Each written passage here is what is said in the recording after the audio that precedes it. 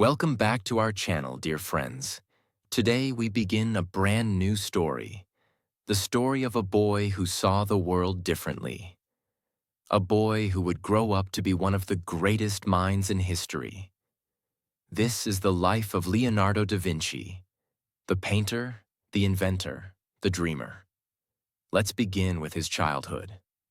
Part 1. The boy who loved to look at the sky. The mysterious child of Vinci. A long time ago, in the year 1452, a baby boy was born in a small town in Italy called Vinci. That's why we call him Leonardo da Vinci, Leonardo from Vinci. He was not born in a big city. He was not born into a rich family. In fact, his parents were not married. His father was a rich man, but his mother was a poor village girl.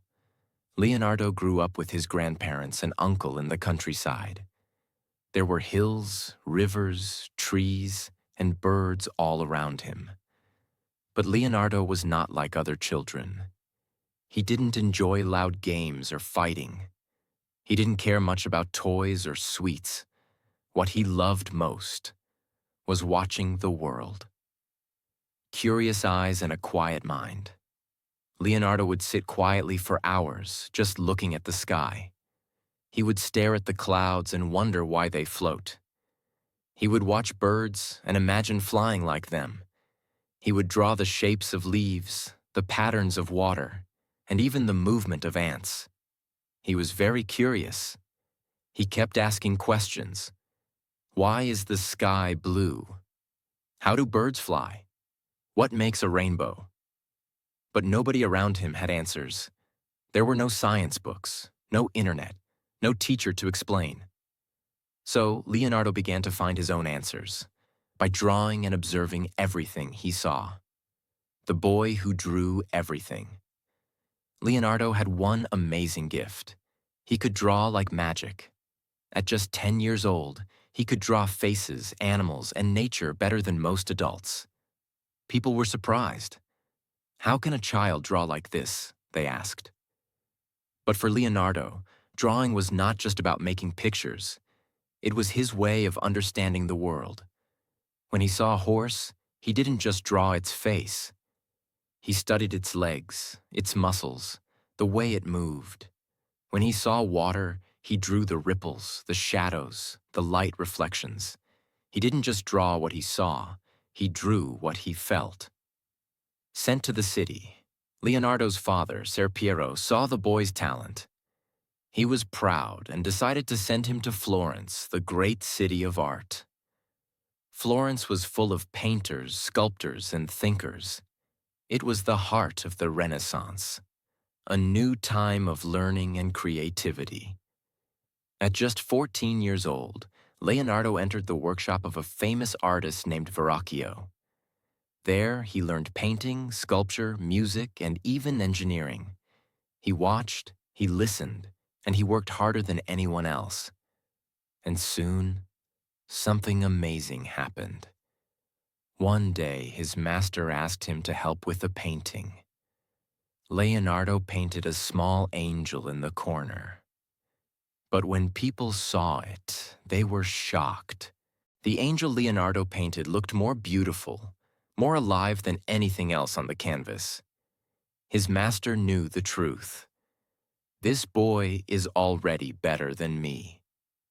The beginning of a genius.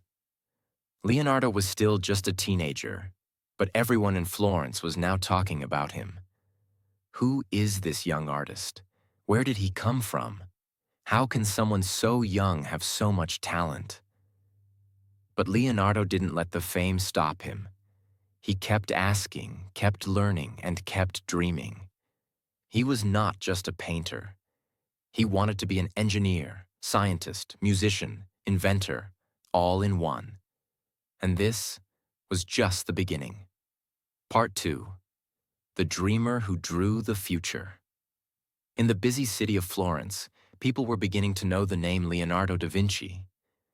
He was young, quiet, and often lost in thought. But when he painted, it felt like magic on the wall. Everyone respected his talent. But Leonardo was not like other artists.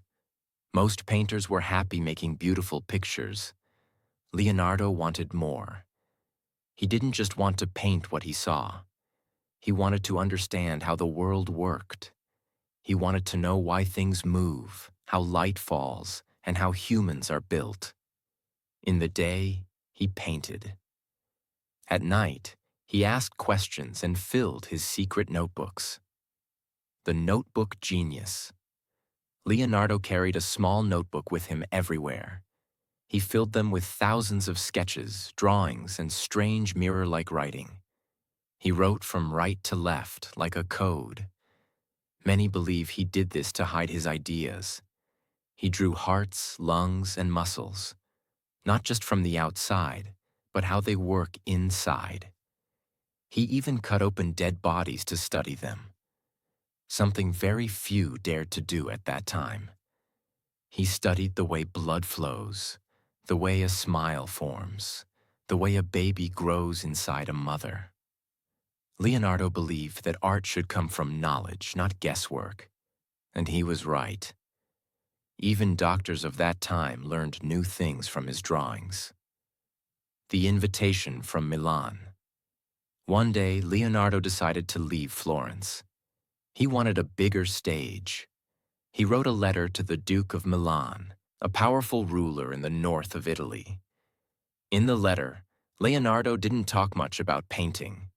Instead, he said, "I can build war machines, I can design bridges, I can make weapons, tunnels, and even flying machines."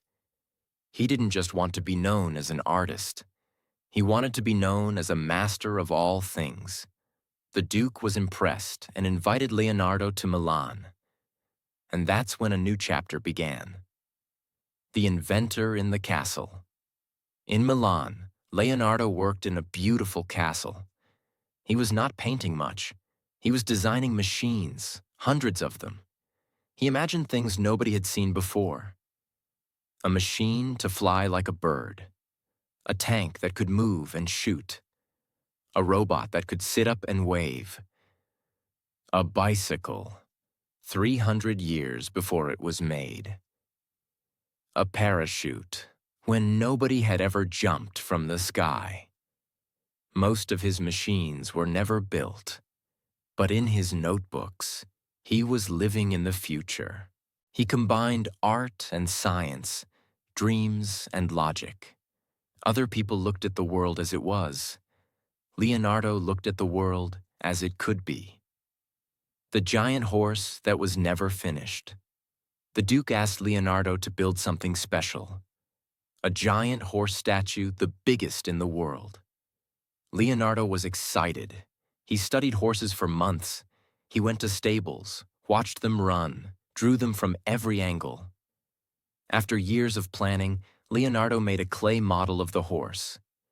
It was 7 meters tall, a huge masterpiece. But just before the statue could be turned into bronze, war broke out. The metal was taken to make weapons instead, and Leonardo's great horse was destroyed by enemy soldiers. It was never completed. But still, people remembered the beauty of the model. It showed how Leonardo could mix art and engineering like no one else. A man inside a circle. While he worked for the Duke, Leonardo also made one of his most famous drawings. A man standing with his arms and legs wide open, inside a circle and a square. It's called the Vitruvian Man. This was not just art. It was a symbol of Leonardo's belief that the human body is the measure of the world. He believed everything in nature had a design, a balance. Even the body had perfect mathematics inside it. That one drawing is now a symbol of science, art, and human potential. The painting that captured a soul. Even though Leonardo was busy with machines and science, he still painted when he felt inspired. One of the greatest paintings he made during this time was The Last Supper. It was a big painting on the wall of a church in Milan. It shows Jesus sitting with his 12 followers at a long table during his final meal. But Leonardo did something very new. He didn't just show people sitting, he showed emotions. Some faces were shocked, some were sad, some were angry. People had never seen a painting so full of life before. Even today, people visit that church in Milan just to see that wall. Though it has faded with time, The Last Supper remains one of the most powerful works ever made. Still a student of the world, Leonardo stayed in Milan for many years. He painted, he invented, he wrote, but more than anything, he learned. He studied the movement of water, the light of the moon, the way a lizard moves its tongue. Nothing was too small, nothing was too silly. Everything was worth knowing. Even at 40 years old, Leonardo still felt like a student. And he believed one truth: learning never ends. Part 3. The Smile That Changed the World. After many years in Milan, working for the Duke, Leonardo da Vinci returned to Florence. He was no longer a young boy from the village of Vinci. He was now a well-known artist, engineer, scientist, and thinker. But Leonardo had one thing on his mind: to create a painting that the world would never forget. The search for meaning. Back in Florence, many artists were becoming famous. There was one artist everyone talked about: Michelangelo. Michelangelo was younger, full of pride, and very bold. He made strong statues with muscles and power. People loved him. Leonardo was different. He liked soft beauty, mystery, and peace. He believed true art was not just about showing the outside of a person. It was about showing the inside, the feelings, the soul, the secrets. Leonardo didn't want to compete with others. He only wanted to express what words could never say. And then, one day, he found the perfect face. The woman with the smile. A wealthy man from Florence asked Leonardo to paint a picture of his wife. Her name was Lisa Gherardini. She was not a queen. She was not a goddess. She was just a simple woman, with a soft smile and gentle eyes. But when Leonardo saw her, he knew, this is the face I have been waiting for. He didn't rush. He didn't just paint her and finish. He spent 4 years, and maybe even longer, trying to capture something no one could see: her mystery. How the Mona Lisa was born. Leonardo painted her face with great care. Her eyes were deep and calm. Her hands rested gently, and her lips had a tiny smile. A smile that seemed to change every time you looked. Was she happy? Was she sad? Was she hiding something? Nobody knew. That's why this painting became famous all over the world. It was not just a picture. It was a puzzle. A face with emotions too deep to explain. He used soft colors, gentle lines, and light shadows. He invented a new technique called sfumato, which means smoky in Italian.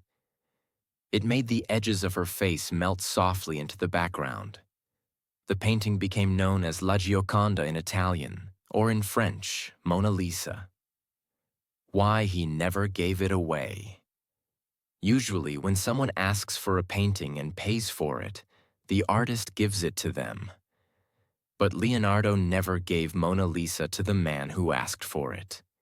He kept it with him for the rest of his life. Some people say he loved it too much. Some say he saw it as his life's masterpiece. Some say he kept trying to improve it, adding little touches even years later. No matter the reason, that small painting of a woman with a secret smile became a part of him. He carried it everywhere, even when he traveled to other countries. The rivalry with Michelangelo. While Leonardo was working on Mona Lisa, Michelangelo was creating the statue of David. People in Florence were divided. Some said Michelangelo was the greatest. Some said Leonardo was the true genius. The two artists did not like each other. Michelangelo thought Leonardo talked too much and finished too little. Leonardo thought Michelangelo's art was too hard and violent. At one point, they were both asked to paint huge walls in a government hall. Leonardo was asked to paint a battle scene, and so was Michelangelo. People were excited. Two giants working side by side. But neither painting was finished. Leonardo tried a new method with wax and fire that failed. Michelangelo was called away for other work. The two never became friends. But their rivalry made both of them work harder. And because of that, art moved forward. Leonardo's obsession with knowledge. Even while painting the Mona Lisa, Leonardo was never far from his notebooks. He studied how the eye sees light, how plants grow toward the sun, how earthquakes happen, how moonlight reflects on water, how to design a diving suit, how to build a bridge that holds itself with no nails. His notebooks were full of dreams and science. He believed everything connects to everything. He once wrote, "If you want to know something, look deep into nature. Everything is written there. That's why people call him not just a painter, but the father of modern science. The man who was always late." Leonardo was a genius, but he had one strange habit. He often never finished his work. He would start a painting, then leave it. Start a machine, then change the design. Start a sculpture, then lose interest. People got angry sometimes. But Leonardo wasn't lazy. He was simply too full of ideas. One day he said, "Art is never finished. It is only abandoned." For Leonardo, the joy was in the journey, not the ending. He wanted to explore, to imagine, to experiment. He didn't care about fame or money as much as others did. Always searching. In this part of his life, Leonardo became more thoughtful. He stopped working for kings and dukes for a while. He spent time walking in the hills, watching water move, listening to birds sing, sketching the way a flame dances in the wind. He believed that art must come from nature, not from books, not from rules, but from life itself. He said, "Once you have tasted flight, you will walk the earth with your eyes turned skyward." Part 4. The Final Journey. Leonardo in France. Leonardo da Vinci was now older. His beard was long and white. His hands were slower, but his mind was still full of ideas, dreams, and questions. He had spent most of his life in Italy, in cities like Florence, Milan, and Rome. But now a new chapter was about to begin. A chapter that would take him to a new country. France. A king's invitation. In the early 1500s, the King of France, Francis I, had heard stories about a man in Italy. A man who could paint like no one else, who could design flying machines, who could explain how the human heart works, who could make music, tell stories, and create magic with his hands. That man was Leonardo da Vinci. The king sent a message. "Come to France, live in my land. I will take care of you. All I want is your wisdom." Leonardo was almost 65 years old. His health was weak. His hands sometimes trembled. He knew his time was limited. But he also knew this was a chance to share everything he had learned. So he packed his notebooks. He took some paintings, including the Mona Lisa, and he crossed the mountains into France. A quiet castle for a great mind. The king gave Leonardo a beautiful little castle in a place called Clou, near the Grand Royal Palace of Amboise. The castle was peaceful. It had trees, gardens, and silence. Perfect for thinking. Leonardo was not treated like a worker or servant. He was treated like a friend of the king. Francis I often visited him, spoke to him, and asked him questions. He called Leonardo the master of everything, the teacher of a king. Even though Leonardo was old, the king still saw him as a great treasure. They talked for hours about art and light, science and nature, machines and the stars, religion and the human soul. Francis I respected Leonardo not just as a painter, but as a philosopher, a scientist, and a genius.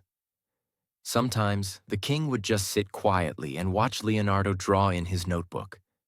The king once said, "No man has ever been born who knew as much as Leonardo." His final notebooks. In France, Leonardo spent most of his time writing and drawing. He couldn't paint much anymore because his right hand was paralyzed. Some believe he had a stroke, but that didn't stop him. He kept using his left hand to write notes and sketches. He asked his students to help him draw the bigger pieces. He wrote about how rivers bend, how birds glide, how trees grow in patterns, how shadows move, how the body breathes. His notebooks became full of wisdom, not just drawings. They were like secret libraries, waiting to be discovered. Leonardo once said, "A day without learning is a day wasted." The paintings that stayed with him. When Leonardo left Italy, he took 3 paintings with him. 1. The Mona Lisa.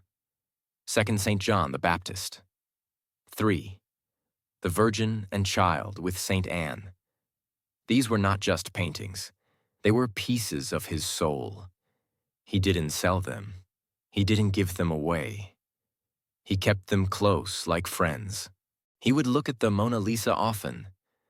Sometimes he would smile back at her, as if she understood something no one else did. It is believed he continued touching up the Mona Lisa even in France. Always perfecting, always searching. His students and friends. Leonardo was not alone in France. He had a few students and assistants with him, people who admired him and helped him in his old age. One of his closest students was Francesco Melzi. Melzi was like a son to Leonardo. He helped take care of him, wrote his letters, and protected his notebooks. Leonardo gave him everything when he died, all his writings, drawings, and tools. Thanks to Melzi, many of Leonardo's notebooks were saved from being lost forever. The last days. As the years passed, Leonardo's body grew weaker. He could no longer walk long distances. He needed help to eat, to dress, to write. But his eyes still sparkled. His curiosity was still alive. He would lie in bed, look out the window, and say, "I have so much more to learn." Even in pain, he wanted to understand the world. He told his students, "Life is short. Art is forever." The end of a legend. On May 2nd, 1519, Leonardo da Vinci took his last breath. He was 67 years old. Some say the king was by his side, holding his hand. Some say Leonardo whispered something about light and water before he passed. His body was buried in a small church near the castle. His soul lives on in every painting, every sketch, every notebook, and every idea that he left behind. His legacy.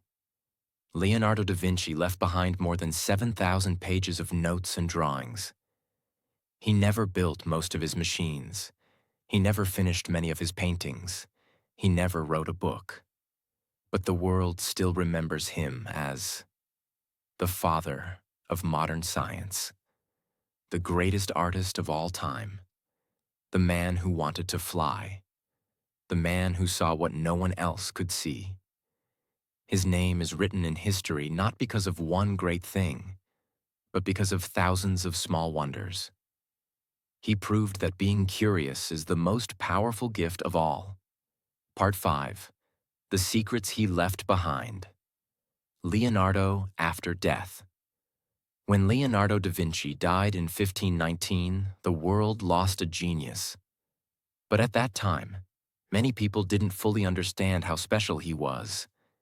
He was known mostly as a great painter and maybe a strange man who loved machines and nature. But no one knew the true depth of his genius. No one had read his notebooks. No one had studied his drawings of helicopters, hearts, and stars. No one had realized that this man had already dreamed the future. Leonardo was gone, but his secrets were still waiting to be discovered. A treasure in notebooks. Before he died, Leonardo gave all his notebooks, tools, and papers to his most trusted student, Francesco Melzi. Melzi was loyal and loved Leonardo deeply. He promised to protect everything. Leonardo's notebooks were not ordinary. They had detailed studies of the human body, drawings of machines that could fly, maps of rivers and cities from above, notes on light, water, gravity, time, and nature. A mirror-like handwriting written right to left. Thousands of pages. Melzi kept them safely in his home in Italy. But after Melzi died, everything changed. Lost, scattered, forgotten. Melzi's son did not understand the value of Leonardo's work. He saw the papers as old drawings. He didn't know they were windows into the future. Slowly, the notebooks were sold, lost, given away, or stolen. Some pages ended up in museums. Some went to private collectors. Some were never found again. The world had to wait centuries to see Leonardo's full genius. For hundreds of years, his machines, his science, his inventions remained hidden. The Journey of Mona Lisa. One painting that stayed close to Leonardo until his last breath was the Mona Lisa. After Leonardo's death, King Francis I of France took the painting and placed it in his palace. Later, it was moved to different castles, and finally, to the Great Louvre Museum in Paris. There, Mona Lisa hung quietly for many years. People liked it, but she was just one of many paintings. It was not until the 19th and 20th centuries that her fame began to grow. Why? Because artists, writers, and scientists all became interested in the mystery of her smile. They studied her eyes, her lips, her skin, her background. They asked, who was she? Why is she smiling? Did Leonardo hide a secret inside this painting? Even modern technology tried to find answers. But Mona Lisa always kept her secret. That's why people from all over the world traveled to Paris just to see her face. The painting that was stolen. In 1911, something shocking happened. The Mona Lisa was stolen from the Louvre Museum. For 2 years, she was missing. People thought it was gone forever. Then, one day, an Italian man was caught trying to sell the painting. He believed Mona Lisa should be returned to Italy. She was brought back to Paris, and the news of the theft made Mona Lisa even more famous. Suddenly, she was not just a painting. She was a legend. The discovery of genius. In the 1800s and 1900s, people finally began to study Leonardo's notebooks. Scientists were shocked. They found machines that looked like modern helicopters, parachutes, tanks, and bicycles, all drawn 400 years before they were built. Doctors found studies of the human body more detailed than anything from that time. Artists saw Leonardo's shading and light techniques, which were far ahead of his time. Engineers saw how Leonardo tried to build bridges without nails or ropes. Philosophers saw how Leonardo connected nature, art, science, and spirit. The world realized this man was not just an artist. He was a thinker, a builder, a scientist, a true genius. What made Leonardo different? Leonardo was not rich. He was not born into a big family. He did not go to school like others. He never learned Latin or Greek deeply, the main languages of scholars in his time, yet he became the most brilliant mind of his generation. Why? Because he was curious. He asked, why do birds fly? How does the heart pump? What makes water flow in circles? Why do people smile? He once said, learning never exhausts the mind. He didn't learn from books. He learned by looking, testing, drawing, and asking. That's why Leonardo da Vinci is still remembered today, because his curiosity never died. Modern honors and museums. Today, Leonardo's name is everywhere. Museums have special rooms just for him. His drawings are worth millions. His notebooks are studied by scientists, doctors, artists, and engineers. Books, movies, and documentaries have been made about his life. His painting, Mona Lisa, is protected behind bulletproof glass and seen by millions of people every year. There is even a robot built in his design. There are airports named after him. There are books for children and adults that teach the world about him. He is a symbol of what a human can become when they are curious, brave, and kind. What we can learn from him. Leonardo da Vinci was not perfect. He started many things he never finished. He sometimes worked too slowly. He did not care much about money or fame. He lived in his own world. But that world, full of wonder and dreams, changed our world. He taught us to observe more closely, to ask questions every day, to connect science and art, to dream bigger than what we see. He said, a well-spent day brings happy sleep. A well-spent life brings a peaceful death. Part 6. The Man Who Lives Forever. Leonardo's Impact on Our World. Leonardo da Vinci died in 1519. But his story did not end there. In fact, his influence began to grow stronger with time.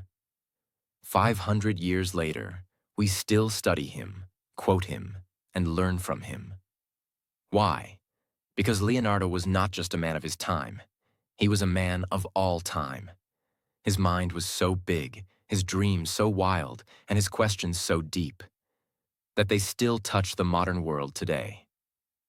The genius of all fields. Most people are good at one thing. Some are painters, some are scientists, some are engineers, some are writers.